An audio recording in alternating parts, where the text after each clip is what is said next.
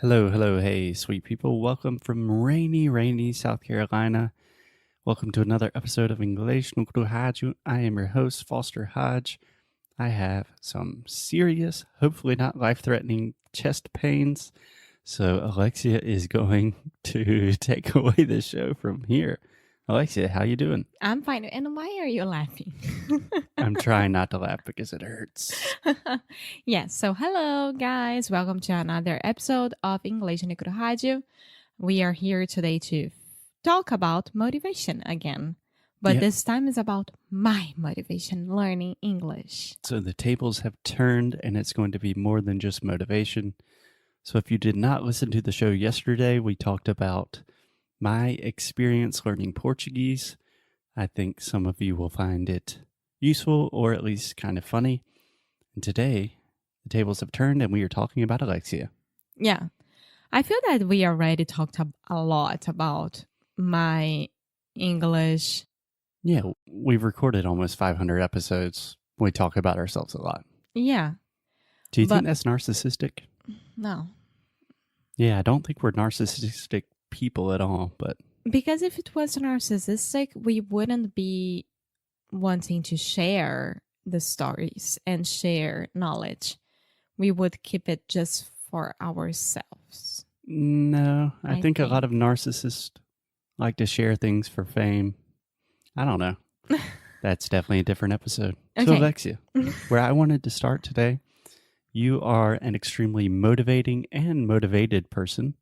You motivate me. You get motivated quite easily. But I believe from my personal experiences with you compared to my personal experiences with me, I was raised into a very disciplined family. Very like capitalist American, work hard, play hard, that kind of thing. So it's never been a problem for me with school or work to be super, not like disciplined and like, here's my routine, but like, hey, I have work to do. I'm going to get it done no matter what. Even if I have like some serious physical problems right now, I'm still going to record podcast. But my general vibe is you didn't really have that as much as me. You have the motivation part, but you don't have like an intense like discipline routine type thing. Well, I did. My mom was the discipline crazy lady. She was the disciplinarian. Yeah. Yeah. She was very good at that job for a long time. But at school, all my teachers, when we used to have those meetings between parents and teachers, you know? PTA, Parent Teacher Association. Yeah, reunião de pais. Yeah, parent teacher meeting. Yeah, all the teachers would say to my parents like, Alexia is awesome, she's so cool. But when she's in class, her mind is not there. Like she's traveling around somewhere else that it's not there. And that would happen especially with math, physics, chemistry. Yeah, sure. And all this kind of situation. Well, personally, as your English teacher, I can say that for math, your mind is still not there 100% of the time. No, it's not. But with the other subjects like Portuguese, literature. Your Portuguese is great. Literature and literature. Yeah, you can almost just take out the middle A and say literature. Huh? Literature. Say litter. Litter. Richer. Literature. Okay, we will. I'm saying little richer. Yeah, that's a good way to think about it. Little Richard. Little Richard. Literature. Little richer. Yeah, now you're just saying Little Richard. We go back to that at some point. Yeah, we'll create a routine and systems and discipline around that. But. Yes, and history, not that much with geography, but a lot with languages. Yeah, this is not a make fun of Alexia episode, but if you want to make fun of Alexia, no, math and geography, not her strong points. No, I'm horrible. She's beautiful and great at every other single thing. Yeah. But really bad at math and geography. Probably geometry as well. Oh, yeah. But geometry is inside of math for me, so. Okay, cool. Okay. So my parents, they never knew what to do with me because even though I was a very good student, which I was a nerd. I wasn't that good with my discipline and sitting down to study and pay attention at those things that I really, really don't like. Right. So I used to have a lot of private teachers for these disciplines. And when I was with them, studying with them, I was very motivated and I was very, very into that because I felt like someone was giving me the attention necessary to get me through that and having me doing the best of that I could do. Right. And I think this is a perfect combination of what we have been talking about, that motivation is not enough.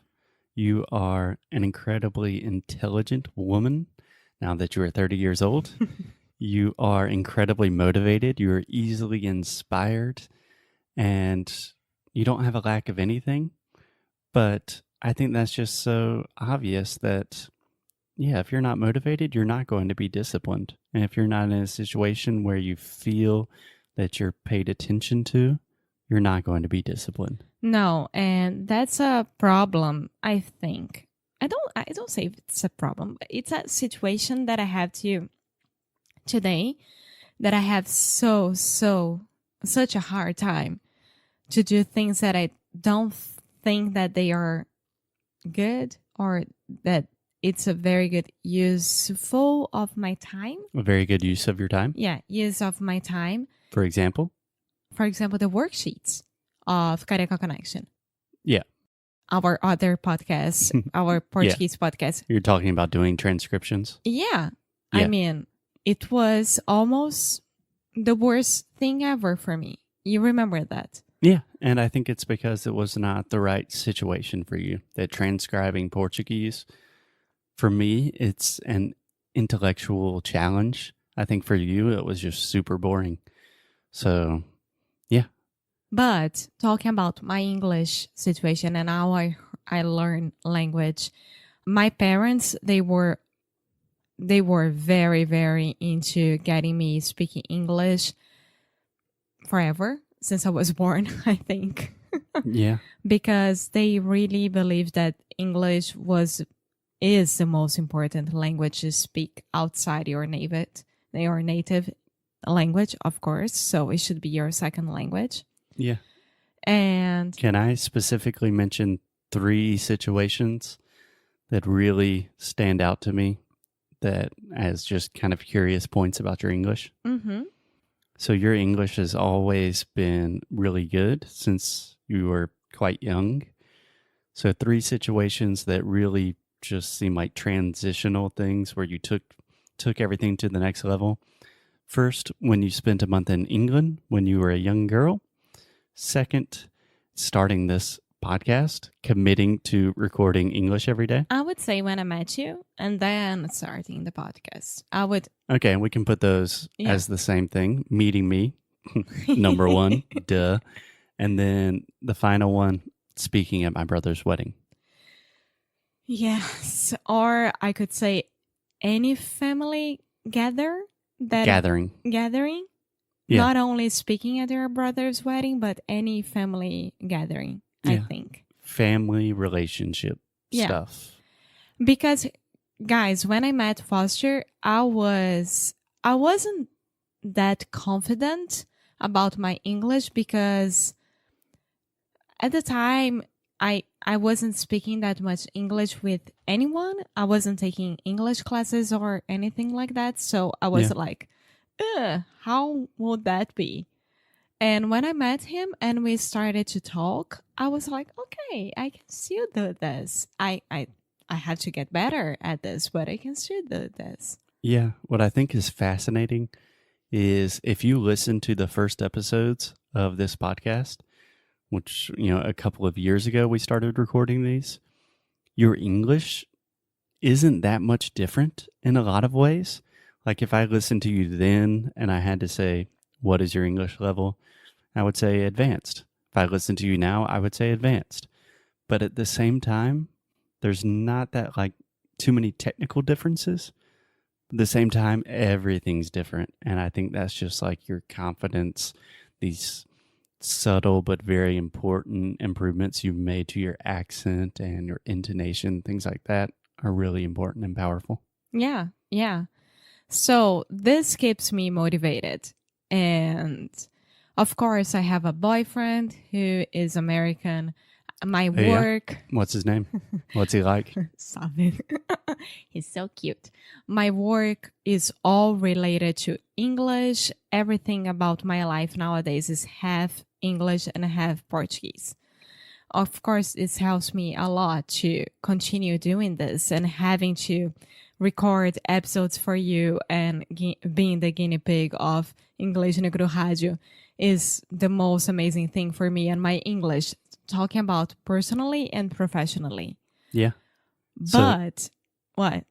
I think this is like a really good English hack that no one really talks about.